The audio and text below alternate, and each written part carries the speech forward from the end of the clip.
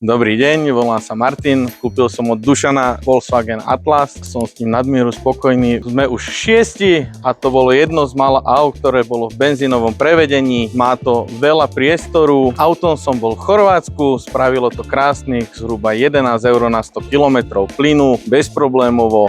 Išlo to hore-dole, plne naložený s truhličkou, krásna spotreba, tomu sa nevyrovnajú ani len dieselové autá. Jediné, čo akurát mal jeden malý problém s plynom, ten sa vyriešil, požičali mi zatiaľ vtedy bezplatne aj druhé auto, aby som mal na čom jazdiť, keď toto sa opravovalo. Autičko jazdí krásnych 10-11 eur na 100 km, priestranné, veľké, bezpečné, nie je mu moc čo vytknúť.